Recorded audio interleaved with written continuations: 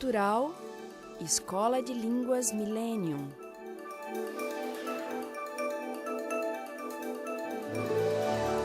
Próton Editora.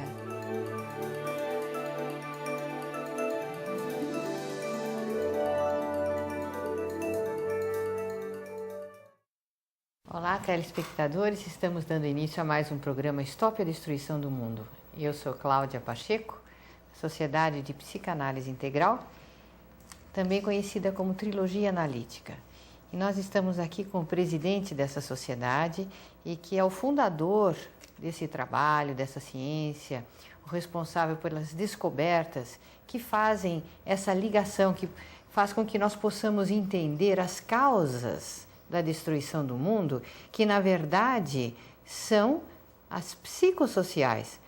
É isso mesmo, nosso planeta ele está sendo destruído fundamentalmente, basicamente, por causa da doença psíquica do ser humano, que se expandiu à sua sociedade também, porque a sociedade está doente à imagem e à semelhança do seu Criador, que é o ser humano, né?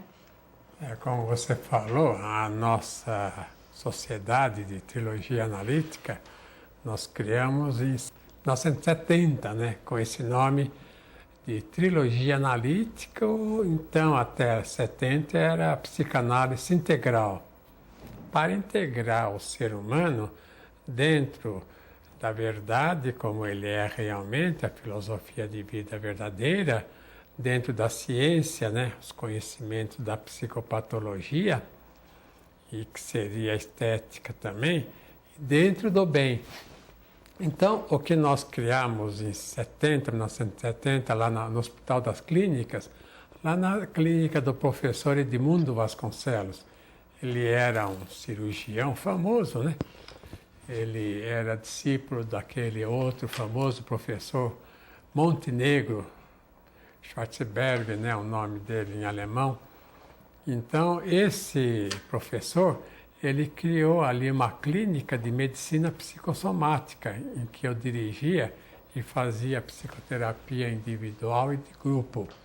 E dava aulas também na faculdade de medicina, não como professor oficializado, né, mas professor convidado, junto ao professor Edmundo Vasconcelos e também ao professor Decour, que era cardiologista, e durante muitos anos.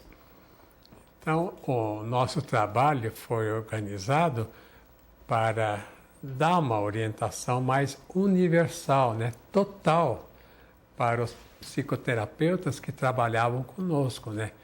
Antigamente, psicanalista seria o indivíduo que seguisse Freud, mas o termo não pode ser exclusivo, né, para a sociedade tradicional, como foi muito tempo atrás, porque psicanalista é aquele indivíduo que faz, vamos dizer, um tratamento da psique do ser humano. Assim, também ele é chamado de psicoterapeuta, ou então mesmo de terapeuta só. Veja, então, um quadro para ilustrar o que eu quero falar. Toda a verdade reside no interior do ser humano. A nossa função consiste em deixá-la brotar. Eu digo isso para elucidar o quê, né?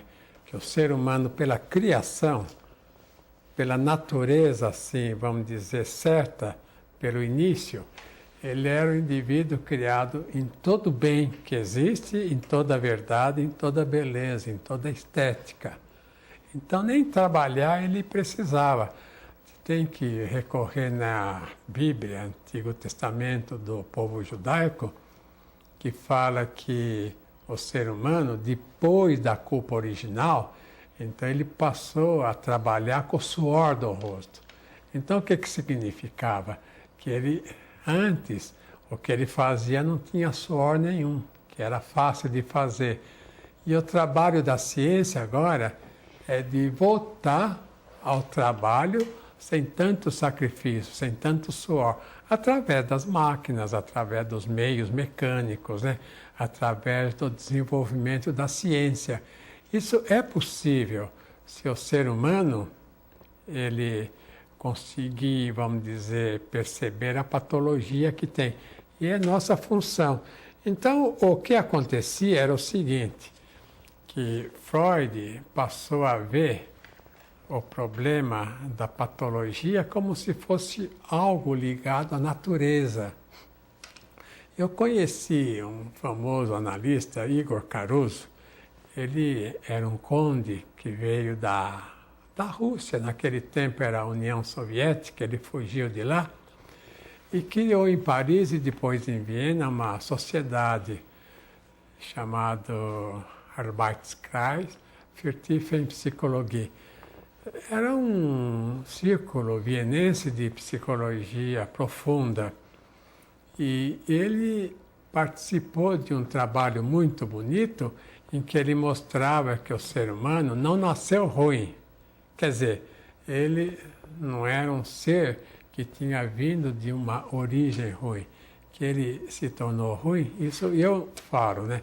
Ele se tornou ruim, doente, porque ele negou o bem que ele recebeu, negou a beleza que ele recebeu e negou também a verdade que ele recebeu por uma questão de inveja. Agora, o Freud teve outro seguidor, veja a foto dele. O Carl Gustav Jung. O Carl Gustav Jung era um pesquisador, ele era suíço, filho de pastor suíço protestante, e o Gustav Jung ele fez um trabalho mostrando que a pessoa era, vamos dizer, originária do inconsciente coletivo. Mas ele colocou essa origem mais nos povos lá orientais, lá da Índia. Então ele achava que misturando a prática ocidental, né, o aspecto assim de realização que os povos ocidentais têm, com a prática lá hindu, das ideias hindus, que o mundo iria chegar ao equilíbrio e que não foi bem assim, né? Que o que é realmente certo não é bem a filosofia ou religião, né? Entre aspas, desses povos hindus que mostravam Deus, né? De 4, 5 pernas e braços, coisas tão esquisitas, né? Por que Cristo, né? Nasceu numa nação meio atrasada, como eram os judeus?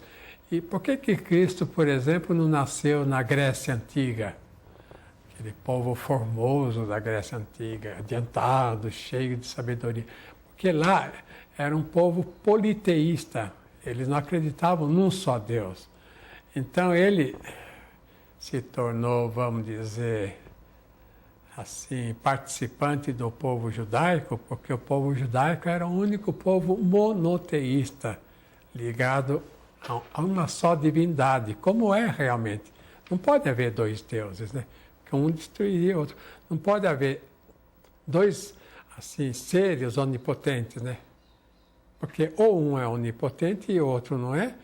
Dois não podem ser onipotentes, porque um destruiria o outro. Dois onipresentes, coisa assim. Mesmo que pelas nossas crenças e pela revelação a gente saiba que são três pessoas, né? O Deus Pai, o Deus Filho e o Deus Espírito. Então o Jung, ele seguindo Freud, ele deu a ideia de que existiria um inconsciente também que a pessoa nasceria.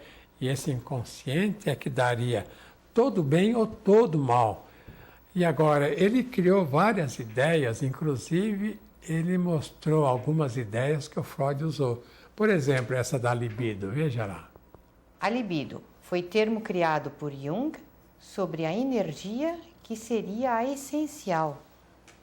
Então, o Jung deu a ideia de que a energia básica do ser humano seria a energia sexual, praticamente. Então, e as outras energias, né? A da sobrevivência, e a outra parte instintiva, a energia para o conhecimento, para os sentimentos. Então foi uma ideia assim muito parcial que ele trouxe. Veja em segundo lugar. A soberba, inveja e ira seriam os sentimentos, entre aspas, fundamentais da doença. Então veja que ele colocando o ser humano como fruto de um inconsciente coletivo, um inconsciente que viria dos antepassados, né? Aí ele criou as ideias de mandala, tudo isso. Então, é claro, né, soberba, inveja e ira viriam também como algo assim da natureza e que não é bem assim. Então veja em terceiro lugar. A colocação da libido como essencial foi um meio para fugir do essencial mesmo das doenças. Então a ideia que se teve é que se o indivíduo tivesse uma libido normal, uma vida sexual normal, ele estaria sã. Daí a ideia da década de 60, quando, por exemplo, houve uma liberação sexual, e os senhores notem que de 60 para cá até o mundo piorou, né? Que o que é importante é a pessoa ter consciência, né? Não reprimir a consciência, a pessoa, vamos dizer, não censurar a consciência. Mas é claro que os impulsos negativos a pessoa tem que censurar. Então veja lá. Então, tanto que o problema essencial não é a libido, que os seres espirituais malignos nem têm esse corpo, que é a libido, né? Então, a atenção à energia da libido aumentou a fuga da origem dos males.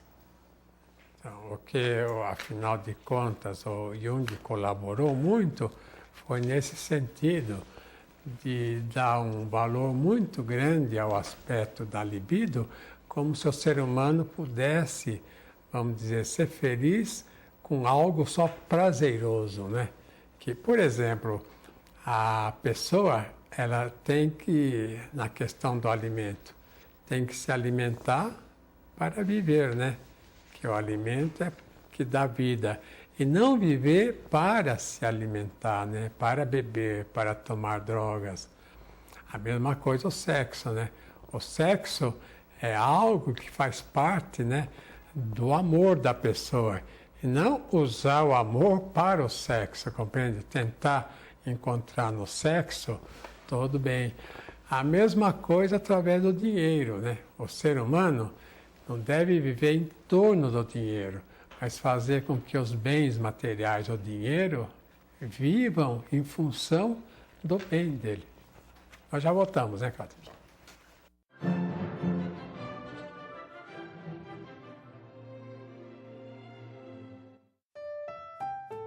Big presentation at 9. An international audience. The translator is late. Now, don't you wish you'd learned English?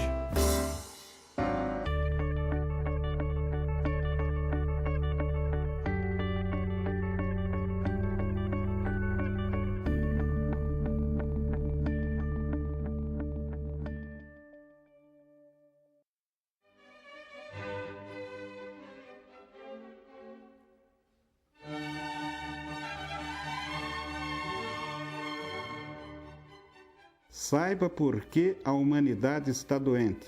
Leia O Universo dos Espíritos, de Norberto Kepp, uma análise científica do mundo espiritual.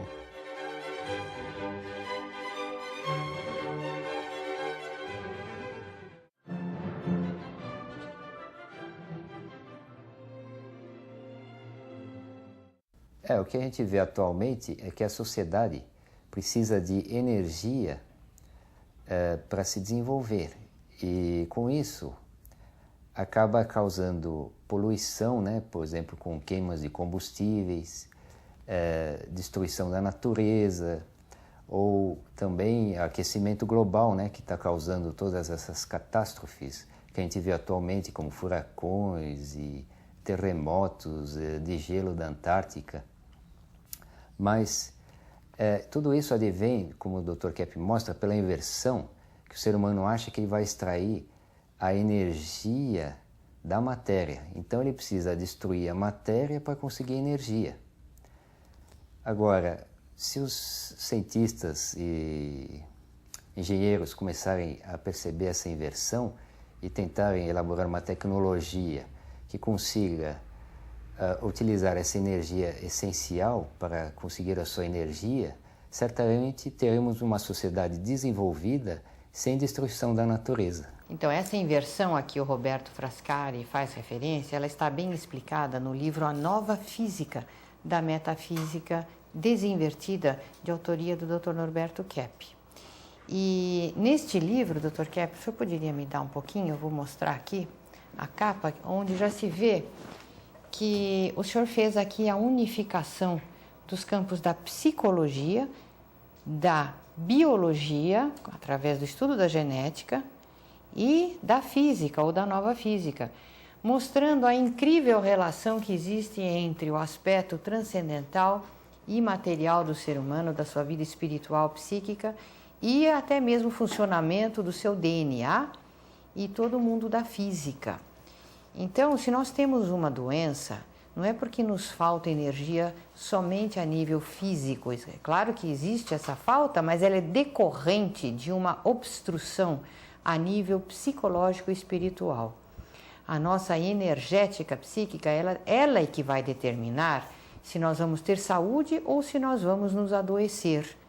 Então, é mister nós estudarmos a vida psíquica do ser humano e até mesmo esses conceitos metafísicos de bem e mal, para que nós possamos entender o problema genético do ser humano. E tudo isso tem uma explicação científica, mesmo no que se entende como da ciência tradicional, porque fé, a verdadeira fé e a razão e a ciência, elas não se opõem entre si, elas não são separadas. A mesma verdade que existe num campo existe no outro. E a sua terapêutica também tem que ser assim. Quando a gente trata um ser humano, a gente tem que tratá-lo de forma integral, tratando o aspecto físico e psíquico espiritual, que é tudo uma coisa só, é a mesma energética. Eu queria falar sobre isso a respeito do Albert Einstein. A física, em geral, coloca a questão do movimento como fundamental, já baseado no Newton, né?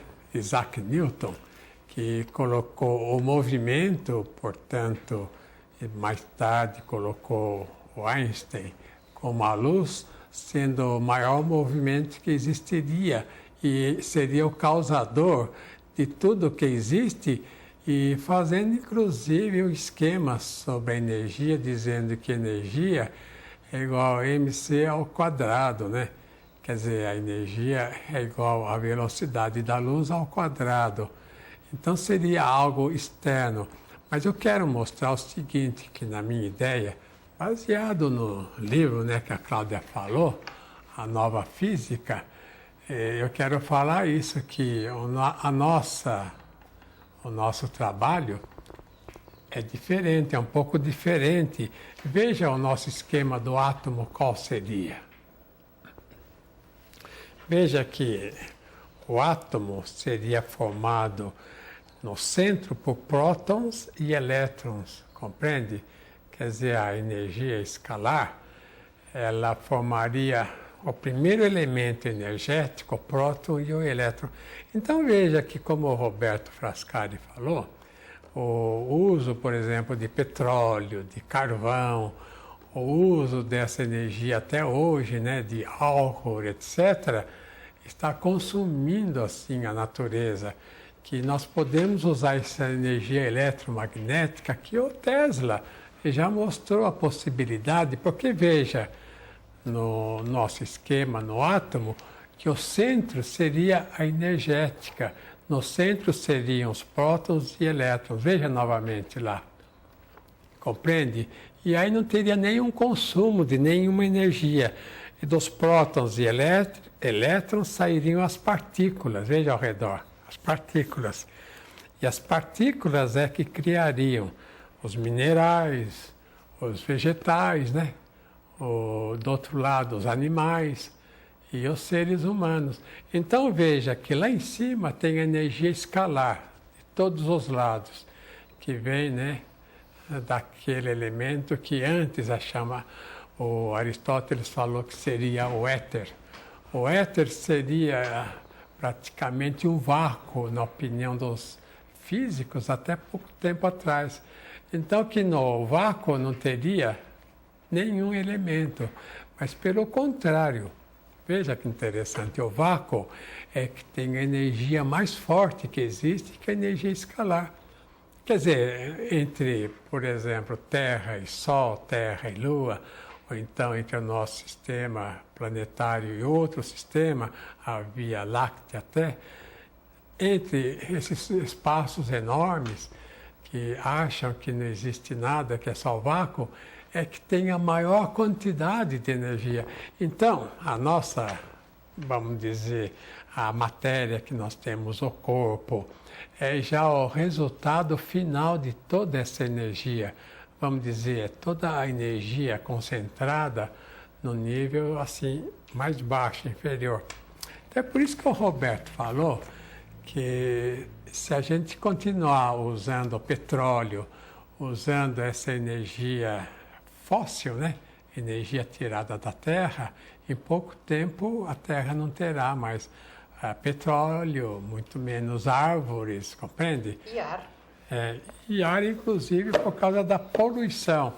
E essa energia, vamos dizer, atômica, é uma energia limpa, né?